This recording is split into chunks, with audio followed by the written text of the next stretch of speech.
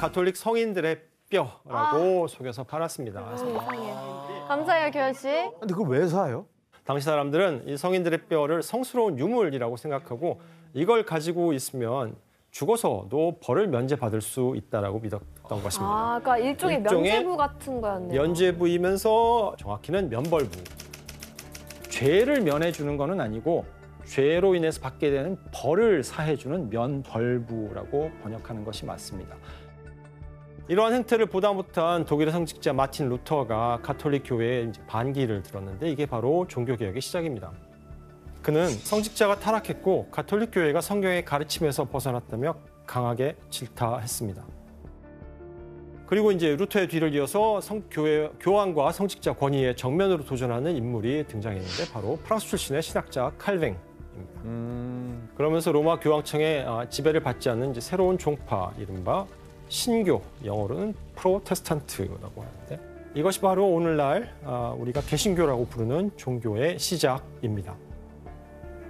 이 일은 프랑스에 엄청난 파장을 몰고 오는데 신교를 따르는 신교 교회와 신자들이 프랑스에서도 하나, 둘씩 생겨나게 된 것입니다. 그렇다면 왕실의 입장에서는 자신의 왕국 안에 이 신교도가 등장하는 것을 어떻게 바라봤을까요? 그러면은 약간 역적 느낌일 수도 있겠네요. 네, 정확하십니다. 특히 마고의 아버지인 앙리 2세는 이 신교도를 단호하고 잔혹하게 처벌하기로 유명한 왕이었습니다. 그는 전국에서 신교도를 색출하고 재판을 받게 한 다음에 산채로 화형시키기도 했습니다. 와우. 그런데 이러한 탄압에도 불구하고 1555년에 파리를 비롯해서 5개밖에 없던 교회가 4년 뒤인 1559년에는 100여 개에 달하게 되고 그리고 다시 3년 뒤에는 전국에서 2,000여 개의 교회가 생겨나게 됩니다. 진짜 급속도로 퍼졌네. 올리비아 씨는 종교가 가톨릭이에요, 아니면 그 신교예요? 우리 가족은 대대로 가톨릭이에요. 네. 그래서 이제 그 가톨릭에서는 그 하나님 있고 그리고 성모 마리아 그 성상으로 이렇게 네네. 해놓고 이렇게 하는데 성경책에 없다고 해서 신교에서는 그거를 다 아예 빼라. 그냥 빼라 없애버리는 거죠.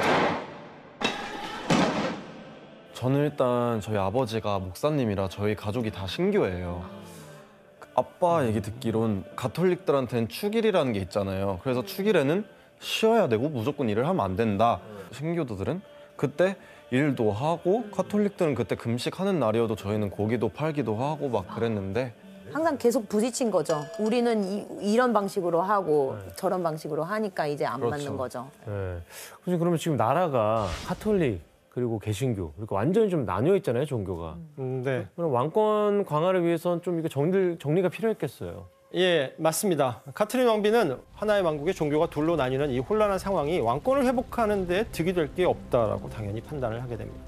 이렇게 카트린 왕비와 샤를 9세가 신교와 가톨릭의 눈치를 보는 사이에 프랑스에선 신교도를 모조리 죽여야 한다라고 주장하는 가톨릭 강경파 세력이 등장하게 됩니다.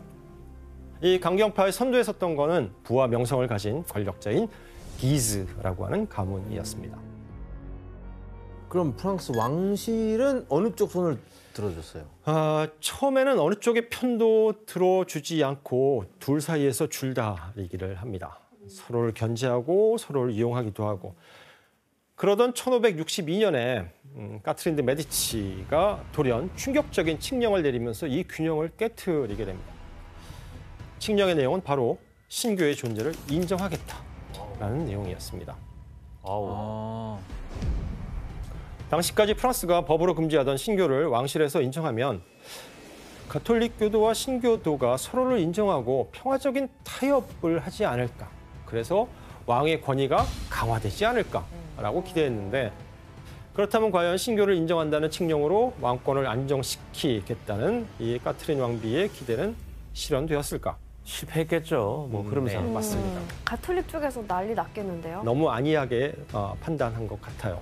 왕실에게서는 사실 큰 문제가 있었습니다. 바로 기즈 가문의 반응이었습니다. 기즈 가문은 신교의 손을 들어준 왕실에 크게 분노했고 카트린 왕비를 찾아가서 나는 칙령 인정하지 못하겠다. 칙령에 반대한다는 의견을 냈지만 카트린 왕비는 그를 매몰차게 거절하고 루브르 궁에서 쫓아내기까지 했습니다. 이에 화가 난 기즈 가문은 1562년 봄에 기어코 끔찍한 사고를 저지르게 됩니다. 에이? 뭐야? 네. 에이? 뭐야? 1562년에 벌어진 바시 대학살이라고 하는 사건입니다. 이 교회인가요? 당시에 바시라는 동네에 신교도들이 모여서 예배를 드리는 예배 교회였습니다. 예배 드리고 있는데. 그런데 여기에 군인들이 총을 쏘며 쳐들어와서 사람들을 학살하는 장면입니다. 왼쪽 하단에 보면 살려달라고 외치는 검은색 옷을 입은 신교도들을 이제 칼로 내려치는 병사들. 근데 저쪽 왼쪽 아래에 보면은 검정색 애기까지 네, 막 아기까지 그려져 있죠. 갑자기 사람들이 들어오자 어떻게 안에 있던 신교도들은 이제 도망을 가기 시작합니다. 도망치려고. 지붕으로 올라가고 건물 옆 벽을 타고 기둥 위로 숨거나 또 그들을 잡아 내려 끄는 사람들까지 그려지게 됩니다. 이 사건으로 무방비 상태였던 신교도 23명이 사망하고 100여 명이 부상을 당했습니다. 이후 기즈 가문은 여세를 몰아서 이곳으로 향하는데 어디로 향했을까요? 다른 교회. 궁으로? 그렇죠. 바로 왕실 가족들이 머물러 있던 당시 퐁텐블로에 있던 왕궁으로 찾아가게 됩니다. 기즈 가문은 이곳에서 까트린 왕비를 볼모로 사로잡고 자신들은 난 가톨릭 교회의 수호자로서 왕을 위해서, 국왕을 위해서 정정당당하게 신교도들을 처단했을 뿐이다 라고 주장합니다. 교수님 그러면 신교 측에서는 저렇게 학살 당하고 가만히 있었어요? 당연히 가만히 안 있죠. 신교도들도 크게 분노했고 복수를 위해서 즉시 군대를 조직했습니다. 그리고 한 가지 명분을 내세워서 전쟁에 나서는데 신교도 측의 선언문이 있어서 규현 씨가 한번 또 읽어보시겠습니까? 수많은 왕의 신민들이 끔찍하게 살해당했다는 소식이 전해졌다.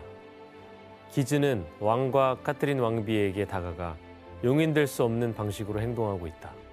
우리는 왕과 카트린 왕비의 권위를 지지하기 위해 모인 사람들이다.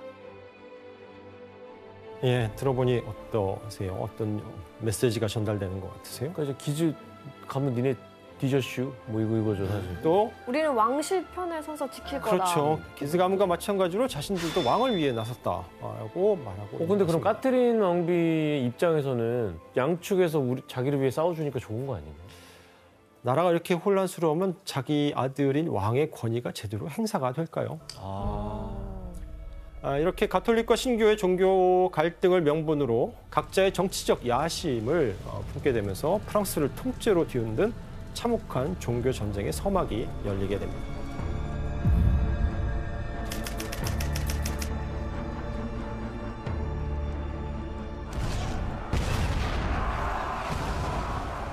사실 이름은 종교 전쟁이지만 그 실상은 프랑스라는 나라를 두고 벌어진 피비린내난 권력 쟁탈전이자 프랑스가 두 쪽으로 갈라져 싸우는 참혹한 내전이었습니다.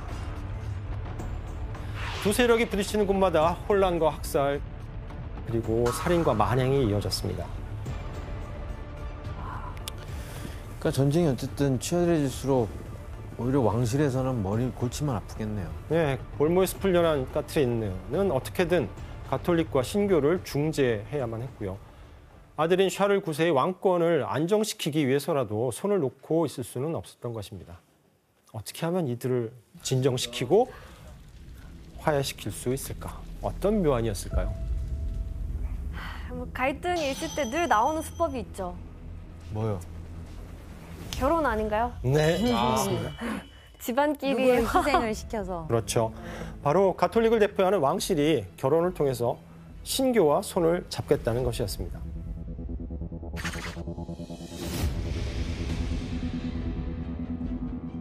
왕실의 명운이 걸린 이 중대한 계획에 까트린 왕비가 가톨릭의 얼굴로 내세운 것은 마고공주구나.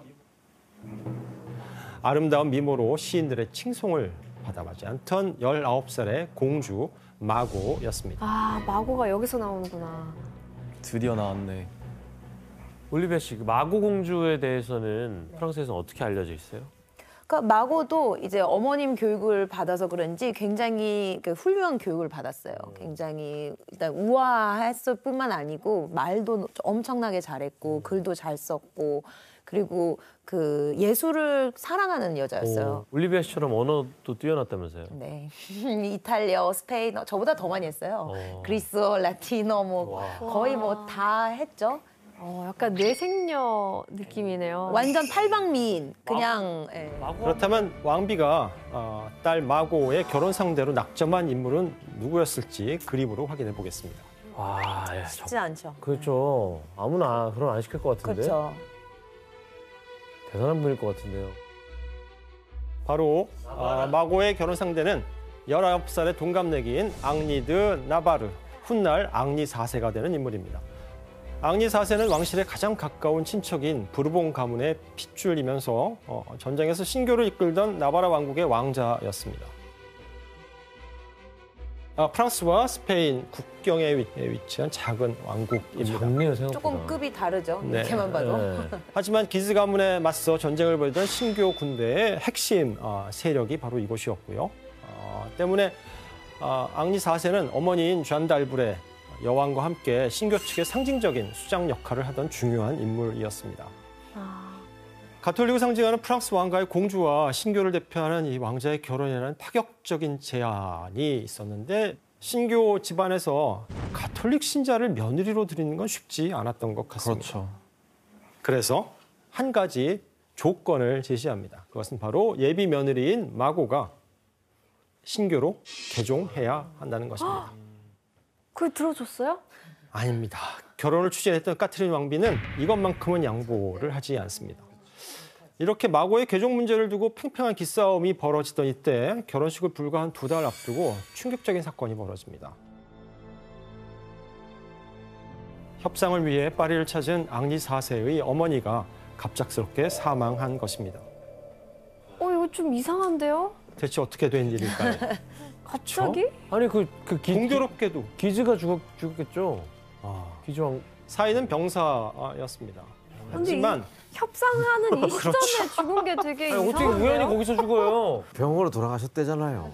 아이고 이상한데. 지금 의심하시는 것과 똑같은 의심을 당시 사람들도 했어요. 바로 까트린 왕비가 독이 문든 장갑을 보내서 잔달브레를 독살했다라는 소문입니다. 장모가 될 왕비가 아무튼 엄마를 죽였을지도 모르는 이 상황. 여러분이 앙리 4세였다면 결혼을 앞두고 어떻게 하셨겠어요? 이거는 파혼한다? 아니면 결혼이고 뭐고 복수를.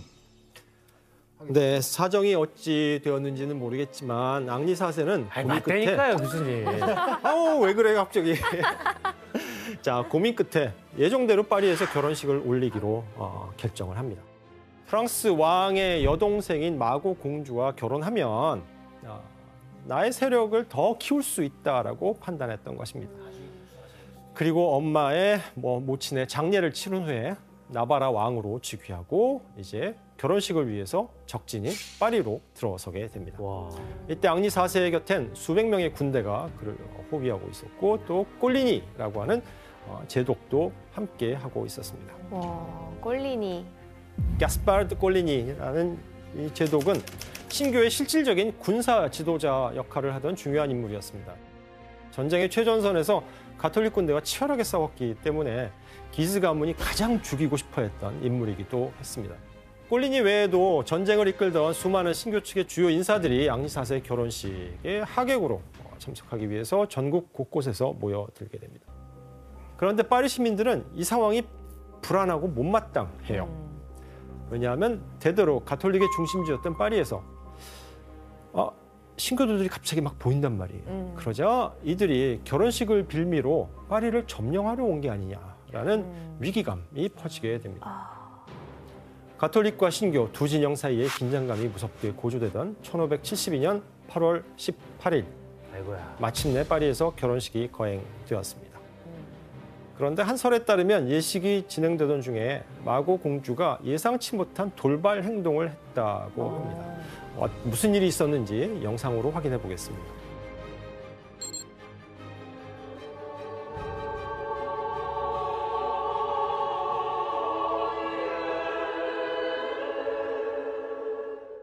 Marguerite de Valois.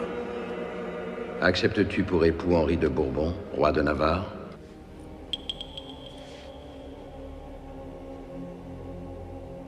대답을 안 했어? 헉! 얼마나 어색했을까.